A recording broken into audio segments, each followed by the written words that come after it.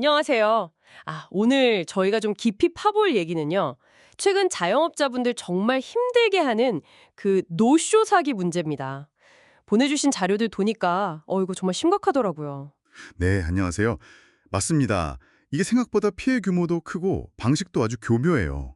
특히 그 경남 창원에서 고깃집 하시는 A 사장님 사례가 참 마음이 아픈데요. 시작이 그 유명 가수 남진 씨 측근이다. 뭐 이런 전화 한 통이었죠. 네, 그렇습니다. 남진 씨 포함해서 20명 예약을 잡겠다 이렇게 시작을 한 거죠. 네, 근데 그 다음날 갑자기 고가 주류를 그것도 딱 지정한 업체에서 대신 좀 사다 놔라. 이렇게 요청을 했다면서요. 맞아요. 식사 당일에 와서 한꺼번에 계산하겠다 이런 말로 안심을 시키고요. 그래서 A 사장님이 결국 그 주류 대금 470만 원이나 되는 돈을 입금을 하셨는데 바로 그냥 예약 취소 문자만 딱 오고 연락이 끊겨버린 거죠. 네, 전용적인 수법입니다. 입금 확인되는 순간 잠적하는 거죠. 와, 어떻게 이렇게 대담할 수가 있죠? 이게 그냥 넘어갈 문제가 아닌 것 같은데 피해자분들이 왜 이렇게 당할 수밖에 없는지 또 피해 복구는 왜 어려운지 오늘 좀 제대로 파헤쳐 봐야겠습니다. 네, 꼭 짚고 넘어가야 할 문제입니다. 이런 식의 사기가 근데 A 사장님만 겪으신 게 아니더라고요. 자료 보니까 유명인 사칭은 뭐 기본이고 군인이다, 정치인이다, 심지어 요즘엔 대학교 직원, 공공기관 직원까지 사칭한다면서요. 범위가 엄청 넓어졌어요. 네, 맞습니다. 패턴이 거의 정해져 있어요. 일단 신뢰를 줄 만한 단체 이름을 대면서 뭐 예를 들어 어디 어디 회학교 교직원 워크숍이다. 무슨 부대 간부 회식이다. 이런 식으로 대규모 예약을 잡아요. 일단 규모로 좀 압도를 하는군요. 그렇죠. 그런 다음에 이제 자연스럽게 특정 업체 물건, 주로 고가 주류나 뭐 상품권 같은 거, 이걸 좀 대신 구매해달라고 부탁을 하는 거죠. 그러면서 돈은 나중에 식사값이랑 같이 정산해주겠다. 네, 그 약속은 꼭 하고요. 심지어는 더 믿게 하려고 가짜 공문서 같은 걸 위조해서 보여주기도 합니다. 굉장히 치밀해요. 와, 공문서까지요? 진짜 작정하고 덤비는 거네요. 네, 설마 이런 큰 단체에서 사기를 치겠어. 이런 심리를 교묘하게 이용하는 거죠. 듣고 보니까 정말 그럴싸하네요. 그렇게 믿고 대리구매 비용을 딱 입금하는 순간 그냥 모든 연락이 끊겨버리는 거군요. 네, 그걸로 끝입니다. 특히 요즘같이 다들 장사 어렵다고 하시는데 이런 사기까지 당하면 진짜 막막하실 것 같아요. 용인의 비사장님 같은 경우는 예약금 얘기를 꺼냈더니 상대방이 먼저 연락을 끊어서 피해는 면했다고 하시던데 네, 그건 정말 운이 좋은 케이스죠. 그분 말씀이 만약 당했으면 진짜 가게 문 닫아야 했을지도 모른다 이러시는데 정말 남의 일 같지가 않더라고요. 그렇죠. 정말 안타까운 건 이렇게 속아서 피해를 보고도 이 돈을 되찾기가 현실적으로 너무 어렵다는 거예요. 네, 바로 그 부분인데요. 이게 왜 이렇게 피해 복구가 어려운 겁니까? 언뜻 보면 보이스피싱이랑 비슷해 보이기도 하는데 뭔가 다른 점이 있나요? 그게 핵심입니다. 이게 현행법상 좀 허점이 있어요. 노쇼 사기가 해외 발신 전화나 메신저 쓰고 뭐 비대면으로 이루어진다는 점에서는 보이스피싱이랑 유사해 보이죠? 네, 그렇죠. 그런데 현재 통신사기 피해 환급법이라는 게 있거든요.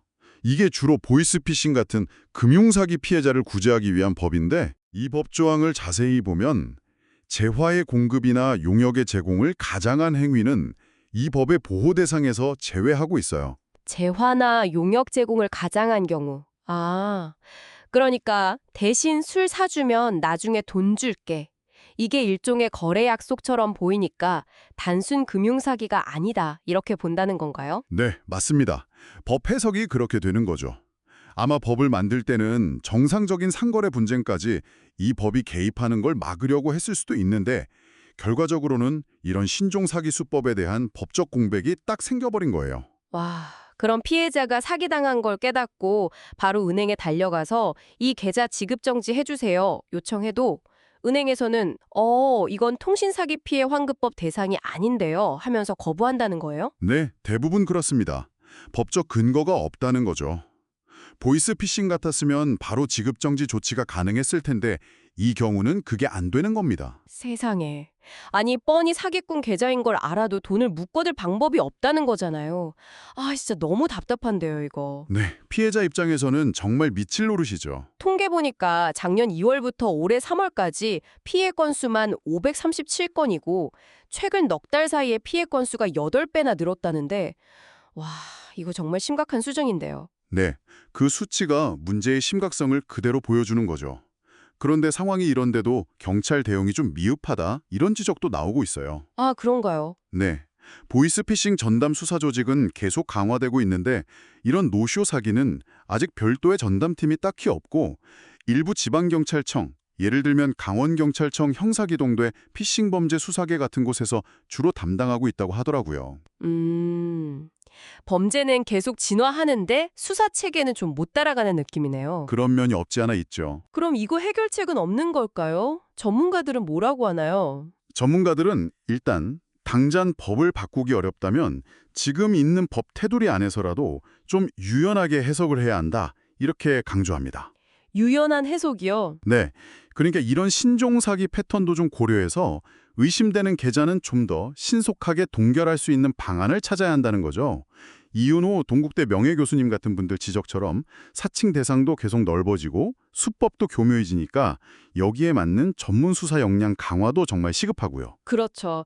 피해자 보호를 위해서라도 좀 더 적극적으로 나서야겠네요. 맞습니다. 네, 오늘 얘기를 좀 정리해보면요. 이 노쇼 사기라는 게 유명인이나 기관을 사칭해서 접근한 다음에 대리구매를 유도해서 돈을 가로채는 신종수법인데 가장 큰 문제는 현행법상 이게 통신사기, 즉 보이스피싱과는 좀 다르다 이렇게 봐서 피해 회복의 첫 단계인 계좌 지급 정지부터 꽉 막혀버린다는 거네요. 네, 그게 가장 큰 어려움이죠. 수사 당국의 좀 더 적극적인 대응과 함께 법이나 제도적인 보완이 정말 시급해 보입니다. 여기서 우리가 한 걸음 더 나아가서 좀 생각해 볼 질문이 있는 것 같아요. 뭐냐면 이렇게 사회적인 신뢰나 어떤 제도의 허점을 파고드는 범죄는 앞으로도 계속 새로운 모습으로 나타날 거잖아요. 아, 그렇죠. 또 어떤 형태가 나올지. 과연 우리의 법과 시스템은 다음에 등장할 또 다른 형태의 신종 사기에 대해서 얼마나 발빠르게 대응할 준비가 되어 있을까? 이런 변화하는 위협에 맞춰서 우리 사회의 이 방어 체계를 어떻게 더 촘촘하게, 더 견고하게 만들어 나가야 할지 이건 계속 우리가 고민해야 할 숙제인 것 같습니다. 네, 정말 중요한 지적이십니다. 끊임없이 변화하는 범죄에 맞춰 우리도 계속 경계하고 대비해야겠네요. 오늘 말씀 감사합니다. 네, 감사합니다.